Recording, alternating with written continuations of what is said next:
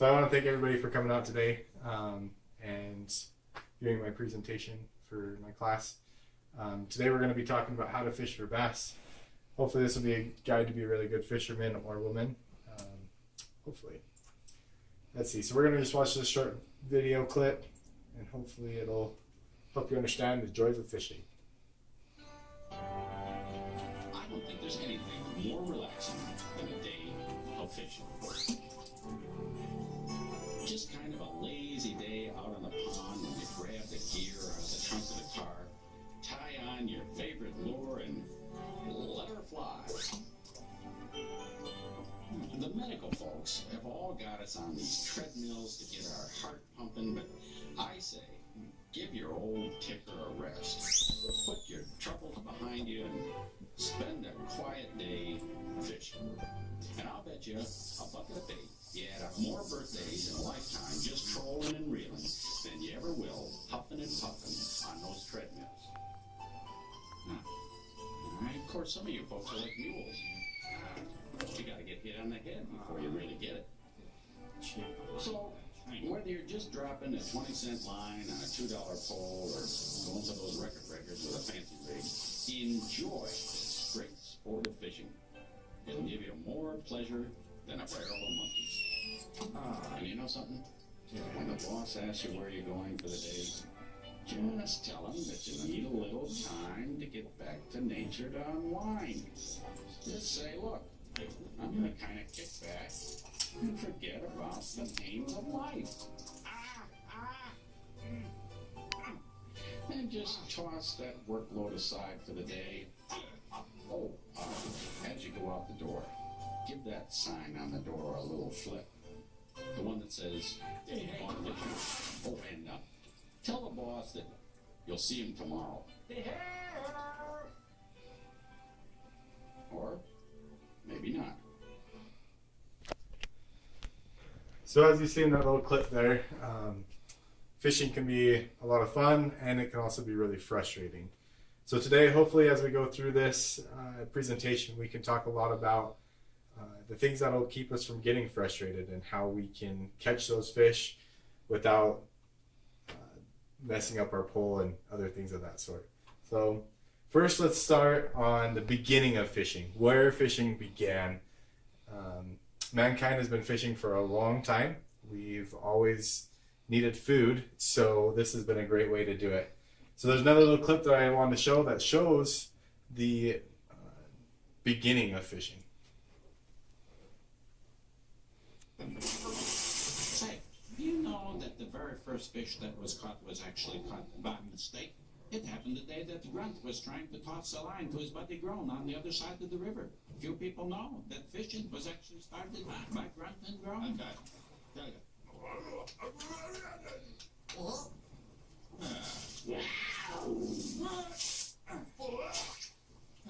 What? You button bye?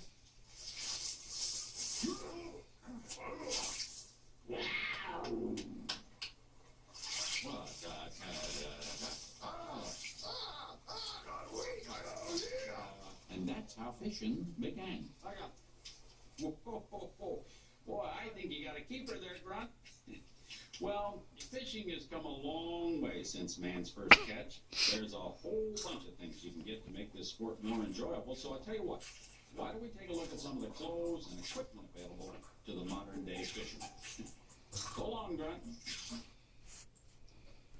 So that's exactly what we're going to do today. We're going to look at some of the things that we have come up with now that's going to help us to have a better time fishing and be able to catch more fish throughout time. First, I want to introduce myself. My name is David Haslam. Over time, I have been fishing my whole life. When I was young, my father took me out fishing, and we went out in California. It was a private lake that you had to pay to get on, and we were fishing for trout. It was actually pretty cool because we had this really big rod that it was so big that I had to like stick it underneath my arm and like hold on to it, and I was able to catch this giant trout. When we were walking past the clubhouse later, the attendant inside actually saw this fish and decided that It was probably going to be one of the biggest ones out of there. So we checked the size and everything, and they took a picture, and I'm pretty sure that picture's still up on the plaque in the clubhouse there for being one of the largest fishes ever caught out of that lake. So in this picture, I'm the little one in the middle. I've been fishing, like I said, for a very long time. So hopefully some of the knowledge that I've gained over time can help you guys as we go through this. So a little bit of preview. Fishing can be seen as a hard sport, but realistically, if you know what you are doing, if you know what to throw, what places to throw the bait at, that type of stuff, it can actually be pretty easy. So that way you can really see where the fish are. Today we're going to go over different types of baits though. The first is going to be a reaction bait, second's a finesse bait, and we're also going to go over swimming baits. So we'll see throughout this presentation what those are. So the first we're going to talk about is reaction baits. Reaction baits, just as like in their name, it's used to cause the fish to react to that bait, to attack it and to bite at it, and then you can hook them from there. So the first one we're going to talk about is a chatterbait. Chatterbait is designed with this little blade up on the top here. So that way you can force the water to cause vibrations. It spins inside the water and makes the fish be able to feel it in the water. Due to the way that it goes through the water, it makes an effect as if a fish is swimming. These right here, these strands that come off the bait also make the effect of looking like gills. So it'll make a defensive posture as you pull it in and stop it. So the way that we retrieve this is that we can retrieve it in just by burning it through the water. That means that it just goes straight through the water, nothing going on. Or you can also reel it in, stop it, and allow it to float down to the bottom, and you can pull it back up again and keep going over and over with that same effect. That makes it look as if it's a dying bait fish. The next one we're going to talk about is crankbaits. Crankbaits are used to simulate essentially a fish, just a small minnow. Because of the rattle that's inside of these crankbaits, it causes the same type of vibrations, but it's more of a sound vibration rather than just flowing water. As we pull this bait back towards us, so we'll cast it out, and we want to make erratic motions. So we will be taking the tip of the rod and kind of bopping it back and forth, and that will cause the line to tighten, and it will cause the fish to dive through the water, and it'll make an erratic motion to it. So rather than the bait going straight through the water, it'll dive in different directions. So as we retrieve it, we want to make sure that it's below the surface and that we're just cranking on that rod, and it'll make those good movements. The next we're going to talk about is spinnerbaits. Spinnerbaits are used everywhere, and they're one of the most valuable things that you can have in your tackle box. These have flash, and they have the reaction to it by making the water move and make the vibrations. So if you see here on the top of the spinnerbait, they have different blades. There's many different types of blades. There's willow blades, there's other types. The ones that I generally throw are the willow blades. The reason I have that is that when I cast it out there and that bait's starting to go towards the bottom, those willow blades will spin as it's going down, so that way it causes the flashing, and the fish will see that and they'll want to strike it.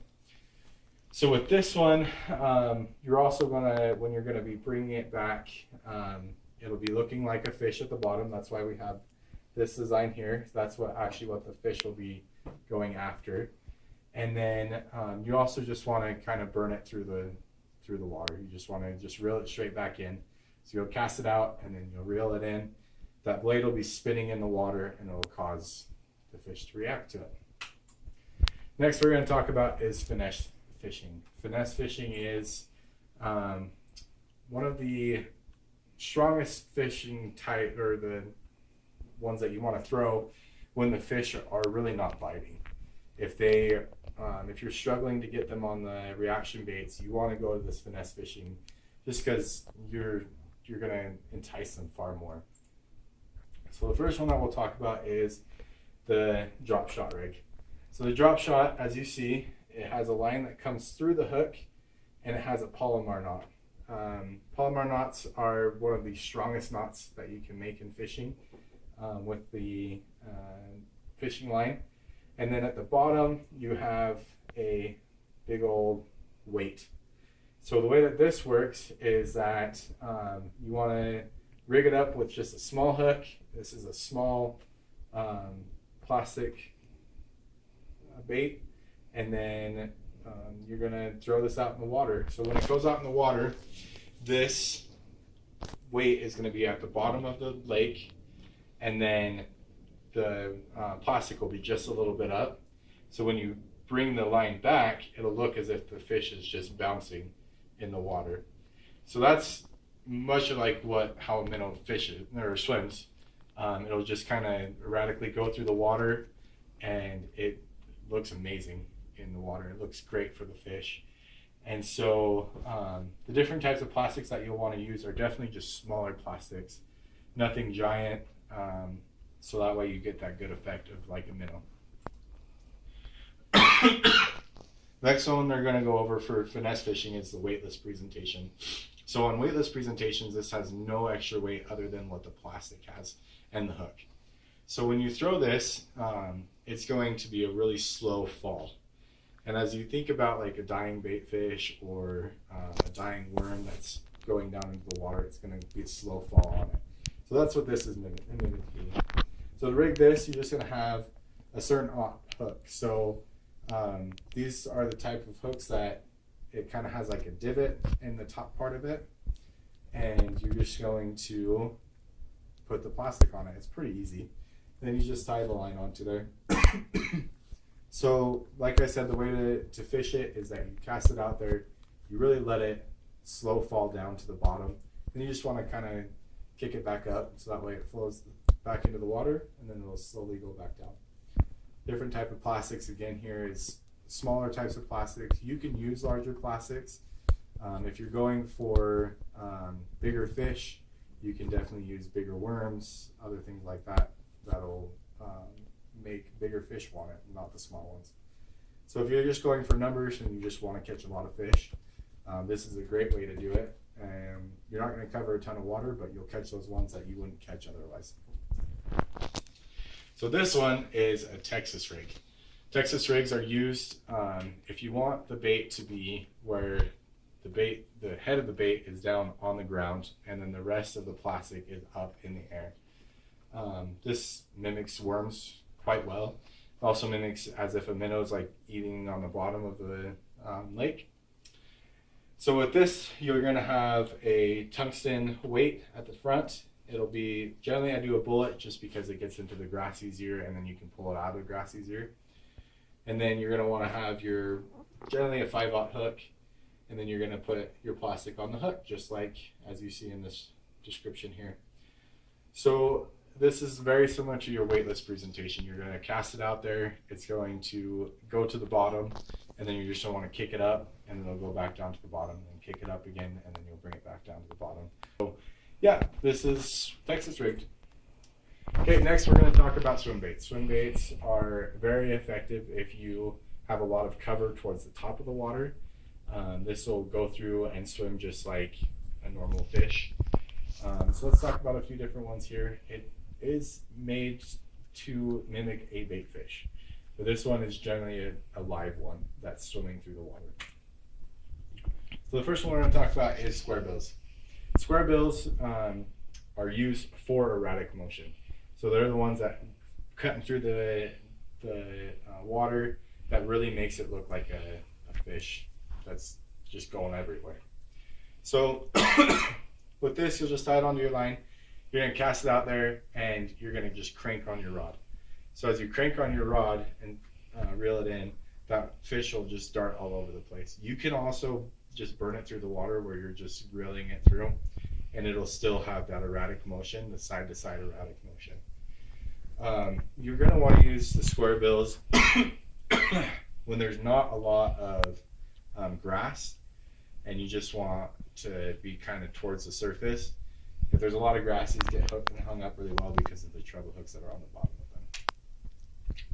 Okay, now we're going to talk about soft swim baits. Soft swim baits are used to be just like a normal fish. The nice thing about soft swim baits is that when the fish grabs onto it, it doesn't feel something hard, so it thinks it's actually got a fish, and it'll actually hold on to that bait longer, so that way you can hook set the hook. The way that you retrieve these is just straight burn. So you're going to cast it out there, and you're just going to be bringing it back. The way to rig these up is just like the worms that you saw previously, and it's going to just go onto the hook. The hook will actually be sticking out the bottom, and so that way when the fish grabs it, it'll get onto its lip. You're going to want to use these. You can use these in grass, you can use these in lily pads, you can use these in just about anywhere. And that's a great thing about these soft plastic swim baits, is that they're an everywhere bait, which is amazing. Now we're going to talk about jointed swim baits. Jointed swim baits are different than the square bills in the fact that they look more realistic. So they have these hinges in the middle, so that way when it's going through the water, it'll swim like this, and it'll actually have a full motion just like a normal fish does. And there's a lot of different varieties.